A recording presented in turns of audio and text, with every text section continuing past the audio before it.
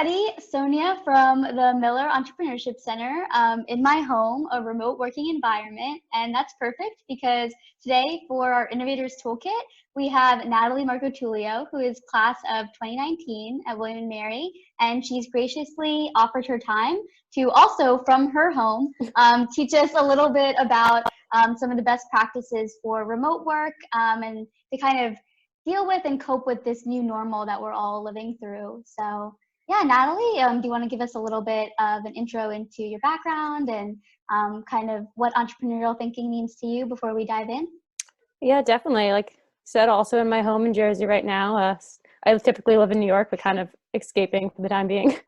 I'm currently the director of marketing at a startup called Map My Customers, which I actually worked remotely there during college. So I had an internship my junior year and then continued to work all throughout my senior year at college. So I have a good amount of remote experience beyond just this time period. Also worked remotely a bit before I went on full-time in June. So it's actually not as jarring for me as some other people. Hasn't changed my day-to-day too much, but hopefully I can share some tips to help you guys as well.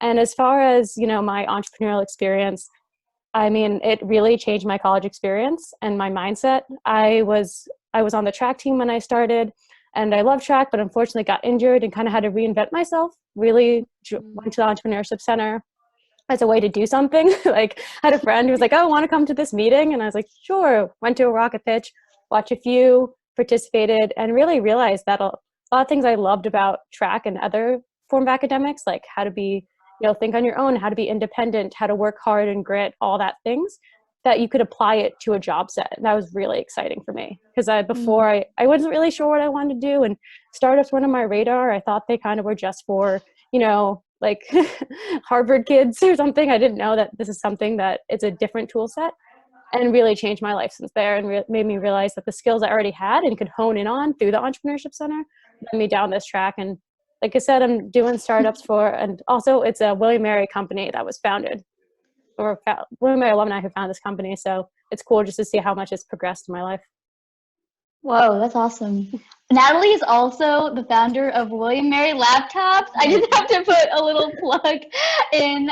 It really saved my life freshman year. So Natalie's own startup and entrepreneurial thinking has really touched my own life. So I'm really excited to have her here. Do you want to walk us through some of the tips? Yeah, definitely. So I'm going to start out by showing you guys some of my favorite tools that I use to help me remotely. I apologize. Some of them might be ones that you already know, but hopefully I have a few newer ones. So I'm going to share my screen now. So the first one I want to share is Loom. So they're actually giving discounts right now for students and educators. And part of the reason I've used this in my startup, but also my mom, who's a kindergarten teacher, is currently using it, which is really cool. So it really varies across a bunch of different industries. And what Loom is just a really simple way to record videos, and then also to record yourself in the video if it's like an explainer.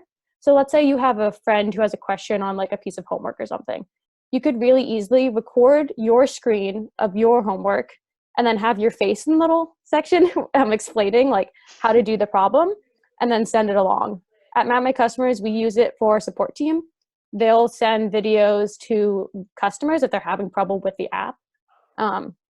So that's one that I've seen reach across students. Like I said, I know they're giving a discount right now for students. I don't have a demo account myself, but if you do sign up for free, they have a bunch of example videos. Here are some that I have pulled up. So the next one is actually also inspired by my mom. She's trying out a bunch of new tools for the first time. It's really funny. I'm her IT person. But what her classroom has been doing is this thing called Cluster. So they can just really easily share photos. And I thought that was kind of cute in a classroom setting, and also like a good way kind of just stay connected while you're together, while you might not be together. So maybe you have a study group that you love or a group project. So just showing what you're doing. I think that really helps when you can't see someone face to face. And I know we also have a lot of different tools like GroupMe or text messages for this, but I just like this because it's kind of more intentional and like you're focusing in on just this group of people when you're sending these photos. I have my Zoom blocking. So next is Asana. So if you guys do any sort of project management, or if you want to just kind of keep yourself organized, we use Asana. There's also Trello, which I know the Entrepreneurship Center uses. They're essentially the same thing. They both have free trials. I think Trello is entirely free.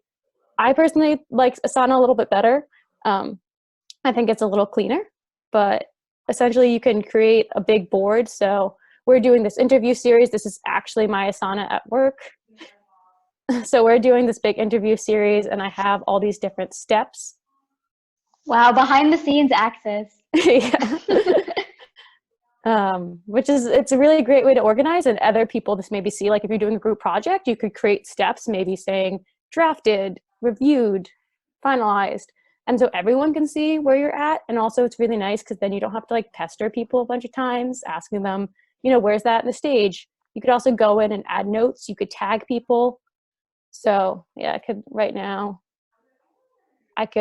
this is someone else on my team. I could say, I could assign a date. I could put it under different projects, or I could mark it as complete. And Nice. I'm not gonna scare Rachel with that. I personally, like I said, I think they both have free trials, but especially right now when you can't sort of be in person, it's really nice to see how our project is going. And also just for yourself, your own to-dos. I'm sure right now it can feel like a little hectic with everything going on. So just having one organized board just to show the different views. That was like the board view. You could also see a list of all the things you have upcoming. It looks like I haven't done a lot of things. I'm just haven't been updated. I'm not Sure. updating my Asana. Likely story. Just going to show you, this is Trello though. I don't have a free trial of that. The EC uses Trello though. They can answer any questions. Definitely. It's just a cleaner version of Asana. Next, I think a lot of you guys have probably heard of Slack before. I didn't want to go over Slack too much. If you haven't, it's like super easy, kind of fun email. That's what I call it. I'm going to just quickly pull up like our here's our sales channel. So you see it's really easy for people to write notes. It's generally a little bit funner than email. Fun, apologies. But you can have different channels and you can Slack people directly. But one thing I wanted to highlight is the fact that there's a lot of really cool Slack webhooks that you can put into your Slack. So one thing that we did with our sales team, that was the messaging I was just showing, was that we have this water cooler trivia. So we have like trivia that our sales reps could do against each other just for fun, just sort of a way to kind of engage and make it feel like a team and we're together during this time. There's also more productive ones. You can set up Slack with almost any webhook. You could set it up with Asana so you can get reminders of when you have to do things. You could set up with Loom, probably. Like Slack integrates with almost anything. But what's really cool are these specific webhooks that I didn't know of before this time. Are these free? Do they come with a Slack account? I think a lot of them are. Cool. I don't think a lot of them cost money. I'm not sure how much Slack costs, but I'm assuming they have a free trial. Yeah, totally. Cool. Yeah, at the EC, we have our Slack channels that a lot of you will be on. So it would be cool to set something like this up. Maybe we should try that. I think they're free. Yeah, I don't. And if they do cost money, I can't imagine it's much, but there are a lot of different ones. I recommend looking up just like top fun Slack webhooks. Yeah, awesome. This is another one that I don't have any data in yet, but I actually attended a webinar where they talked about this tool and I thought it was really cool. Huh. So kind of spreading the love. This is called Thought Exchange, and it's group crowdsourcing electronically. So what they do is that you post questions and like topics you're interested about. So for example, in this webinar, we posted questions that we wanted answered during the webinar. And then the group all votes on what they think are the best questions. So that's how it's crowdsourcing, and that it's not just a list of questions overwhelming you. You really get to know deep down, like, what are people most interested in? I've heard businesses using it as like, what do you think are our top problems with this right now? And you'll really uncover some interesting data that people might not want to just say in a form or might not even know. It might take someone else proposing it for you to realize like, oh yeah, that is a problem. I think they also have a free trial. Almost anything should have a free trial at this point, especially during this time. It's also just a tip. I work in SaaS. Like if they don't, that's kind of crazy. They're consumer product. But what you would do is, right now I don't have anything. I just signed up. But there would be other exchanges, and then I could complete them and then like join groups. But definitely as far as like especially teachers, or if you're in charge of a larger group and you want to crowdsource ideas. The way I saw it worked, and I apologize, I don't have a full demo to show you. It was really cool. So I recommend looking that one up. Yeah, thank you. I also have Canva, which I don't have. I only had a William Mary account. But if you haven't used Canva, it's great for creating like designing flyers and posters. And right now it's kind of a good time to learn something new. So if you want to learn a little bit about graphic design, Canva is a good place to start. And again, definitely have a free version. And my last super obvious tool that I think everyone should be using, sorry, this is kind of lame, is LinkedIn. No, please. I personally get like a lot of good news or just what's happening right now with everything's changing, especially if you want it in a business context on LinkedIn. As far as like, if you want to learn something new, you can follow some thought leaders. Right now, I've noticed like it's just a marketing trend is that people are trying to become like LinkedIn thought leaders and almost like LinkedIn influencers, which sounds very lame, I know. But really, it's just people trying to sort of, similar to like a regular influencer, just get themselves out known and promote a brand sort of more organically. So you can actually get like some really interesting news and facts from LinkedIn. As a side note, I was going to say this as a best practice, but just makes sense with LinkedIn. Now's a pretty good time to do some outreach to like alumni, people you want to be in contact, as long as you approach it softly and say, no worries if you're not doing well, or like if this is not a good time. In case it is, I wanted to connect because people are bored right now. People want to feel like they're helping others. People want to do something good. Personally, like right now, my calendar is so much less busy than it usually is. So seriously, if you want to talk about startups, I have so much more availability. And I think now's a really good time. Reach out to William Mary alumni. I can tell you as a recent alumni, people all the time are like, I wish people would reach out to me more. I want to give back. So if you don't have a LinkedIn, that was a good time to make one. That could be a goal of yours. Put it on your Asana board. And if you do, now's a good time to spice it up and just join groups that you think are interesting. Follow people in spaces you think are interesting. People want to post thought-provoking, interesting stuff. So you'll get some interesting stuff on here. And that's it for all my tools. Do you use LinkedIn as a news kind of tool? Like, do you get your news on LinkedIn?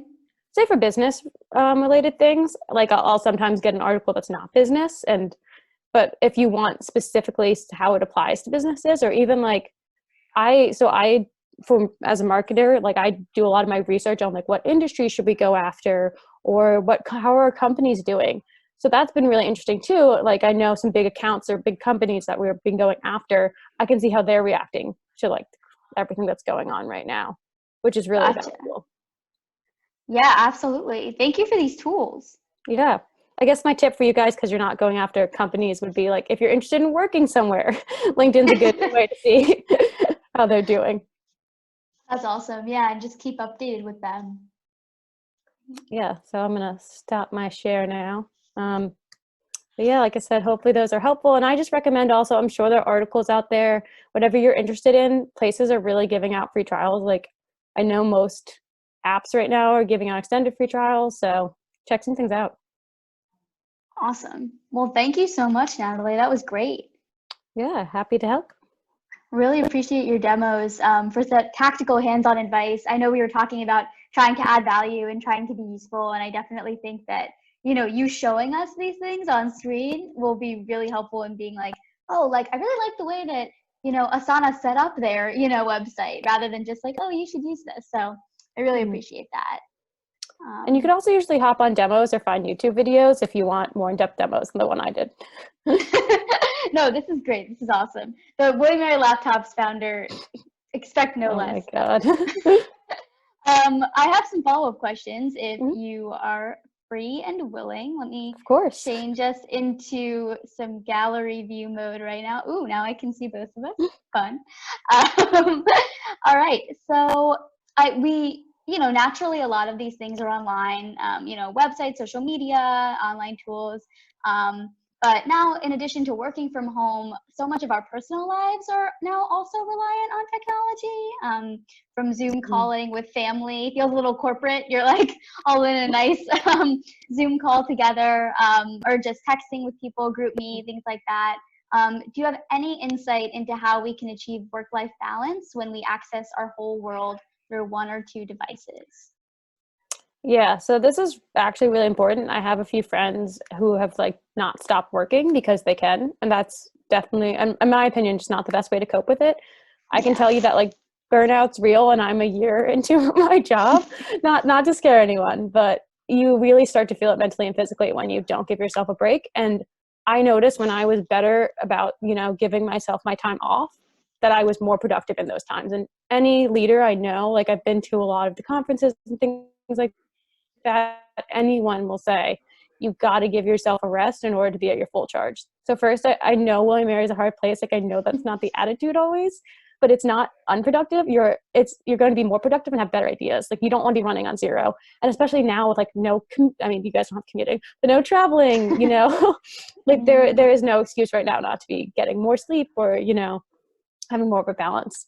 As far as tactical ways to do that, one thing I did my senior year when I was working remote was I realized that like it was really easy for me to not be productive in an hour because I'd be distracted by texts and friends and social media. So I didn't look at social media during the day, and I became 10 times more productive. And Wow. obviously, like you still want to take small breaks, but just, save it for nighttime. Just don't do it during the day. Because when you're in a conscious stream of thought and you disrupt it and you have to go back, that's like doubling the amount of time of disruption. So really try to chunk off like an hour or two, be productive, then give yourself 15-minute break. Go outside for a walk. I've been doing a lot of walks. It's been beautiful. Also, my best ideas are never when I'm working. They're always when I'm like, like when I just woke up or when I'm walking. Like you need time to process it and for it to just come Yeah. to you. I've never had one of my brilliant ideas at work. I love that. I find myself really missing like walking from, academic building to academic building, just, listening to music or being alone with my thoughts. It's really, you don't know how amazing it is for your brain and just your mental health until it's gone. So I can really appreciate that.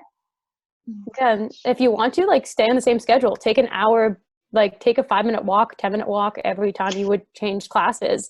Like, you're not losing any time, and you might be surprised how you're more efficient during those blocks. Also say, like, try yoga, try working out if that's your thing. Again, all these apps are free right now. Mm.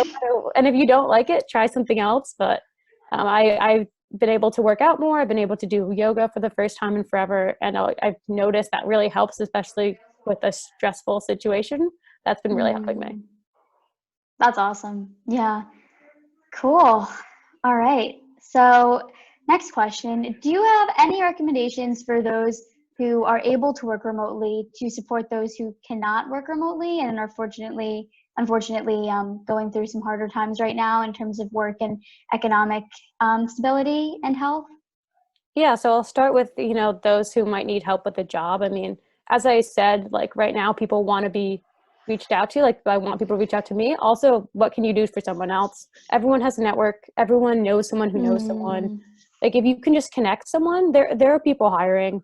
You can do a quick Google search, see in LinkedIn who's still hiring, and if you can help someone out in that way, a connection goes a long way. And also, if you connect someone now, they might connect you again in the future. There's also I love from that. what I've been hearing, like it's a lot of this, we don't know how long it's going to last. So even if you set someone up with someone who can't hire them right now, you never know in the future, maybe they can, or maybe they know someone who knows someone. So really just be open. I mean, it's hard because we can't obviously be there in person, but just be open and understanding. And anyone still working who can't work remotely, I mean, this is just general advice, but just be a good human. Like, Yeah. thank your grocer, like, gross. Grocery cashier. Oh my God. Oh my gosh. Got two things confused, but thank you, cashier. Keep the distance, wear gloves if that's your thing. Like, just, I think that goes a long way, just showing respect and knowing that you are following protocol. Yeah, absolutely. I think it's so important to address that. And I really appreciate you taking the time to think about that as well. Yeah, and just don't think like, even if you're in a club or something, like you can make a real difference. Or like right now we're doing work to put out related like marketing material to our target market to help them out. Like people really just want information. So if you're an expert or something, or if you can get information, it goes a long way right now, and people are appreciative of that. Yeah, that's awesome. I've also heard of some of these like remote volunteering opportunities, which is really interesting, where, obviously frustratingly not really volunteering based on human contact or Yeah. human interaction, but donating or sifting through information for like big databases or anything like that, or human service departments. So there's a lot of really cool innovative opportunities out there for sure. Yeah, I haven't heard of any of those, but that sounds great. I do know, like, I know a few people who do resume reviews, so maybe that's something, remote tutoring. I'm sure a lot of, and if you volunteer somewhere that does tutoring, like, throw it out to them. Be like, hey, I can help you set up Zoom, and we could do this remotely. Like, I don't know, you can never, I do not appreciate, I don't know if they have the capabilities to do it, but no matter what, like, they'll also think of you as an innovator and a thought leader, like, this is your time. Everyone wants to be an innovator. This is your time to really find those industries who haven't adapted as well and help them out any way you can. That's awesome. Yeah. Wow. I love that. Okay. Awesome. So next up, many students may be participating in remote summer internships. We've been talking about a lot about, getting out there on LinkedIn and, finding opportunities. Would you anticipate any key differences in working remotely as a full-time employee as opposed to a college intern? Because as I know, you also were a remote college intern, so. Yeah, I mean, and your guys' end, if you're a remote college intern, like, it's just going to be a lot more work to get to know people and get to know the culture. And if you have a good boss and a good hiring staff, hopefully they'll be putting in the extra work too.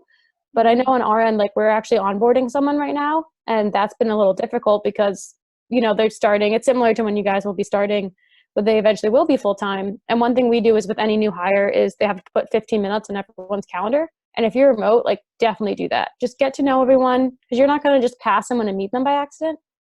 And again, right now, people are kind of bored. Like, no one's going to be like, who's this weird new person putting time on my calendar? I think it shows that you have initiative and you want to stand out. Maybe talk to your boss about it first, because different company work cultures, but I can't imagine anyone objecting to that. And then on the flip side, if your company does do anything, go to the events, even though they're kind of weird remotely. We've had some fun happy hours. We've had some fun just hangouts. We'll play games. I know people remotely playing games. Go to those, get to know people. Just take the time to, like, you're going to have to work extra hard, and all honestly, to get to know people, but it really pays off.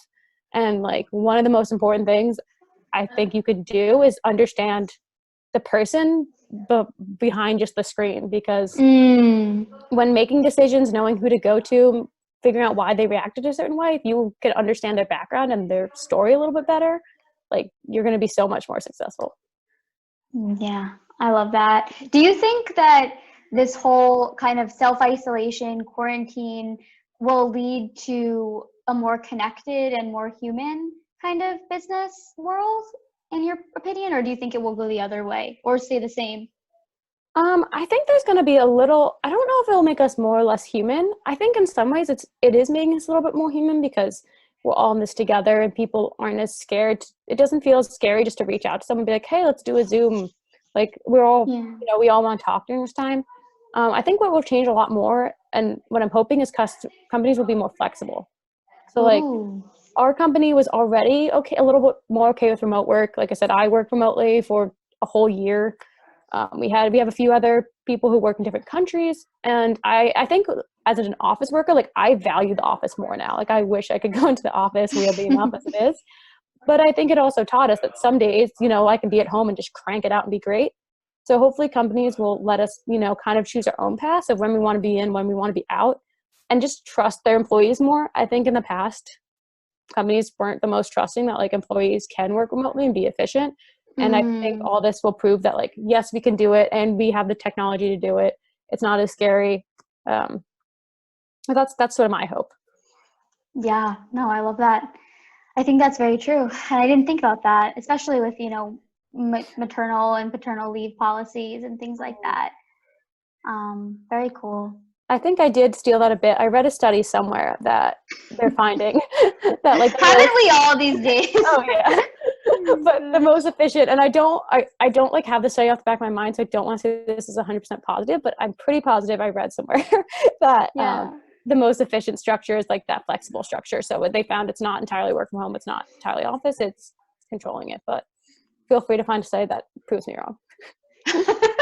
I doubt I will. That sounds very right. Best of both worlds, sort of. Very cool.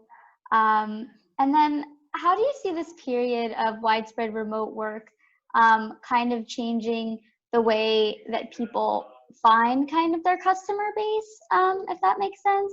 Yeah. That's just a question that popped up. No, that is my job as marketing.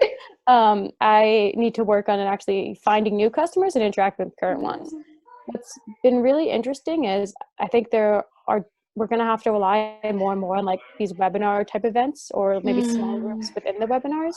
We can't always rely on in-person events. There are still some companies that are really hard because they're used to in-person events. I also think that like thought leadership is really important because it gives you the perception of the brand and like you know them a bit more without actually, like a lot of times leaders go and speak at conferences. Well, they can't do that right now. So like I said, like ramping up your LinkedIn, honestly, maybe writing some articles, writing some posts, as well as like we do a lot of content. So we write a lot of blog posts for Google. And just being relevant at the time. I think it's technically called SEO, is Google, when you write content on Google, search engine optimization. I think that's going to be, it's already huge, but I think people are going to shift more towards it if we become more digital, as well as obviously webinars. And I've even heard of like, for your current customers doing like small groups, or like you can use the Zoom breakout session. Yeah. That's really cool. No, that's so cool. I'm trying to think, like, do you guys do kind of like what are they called? Focus groups or like test groups at all? We haven't done focus groups as much. We've done individual interviews with users to talk to them. That's more our product team. Where they'll talk to them how they like a certain product. But we've done like more one-on-one work. I think eventually we're thinking about how we can do small groups and even just like small group discussions around, you know, about certain, maybe like teaching everyone a certain part of one of our features, or maybe it's about more just how are you selling right now. I'm part of this one group that I really love that does all in-person events, and they've transitioned really well into the digital world. And they usually have like questions and then small groups where you answer the questions together. And I know I didn't get to attend, but they did a series where they were able to do that with Zoom breakout sessions, and I watched it and it looked really cool. So those types of events still can be done. And I definitely recommend, like, if you have a large group, trying out that breakout session, because nothing's more awkward than like a Zoom with 10 people all talking over one another. Yeah, no, absolutely. That's what some of my classes look like right now. So yeah. I can relate to that. Awesome. Well, any last thoughts for us, or, you know, just words of wisdom? I think just a word of wisdom right now is like, try to, while, you know, don't overwhelm yourself, maybe choose like one or two new things to learn during this time. Like maybe read a book you've had in the back burner.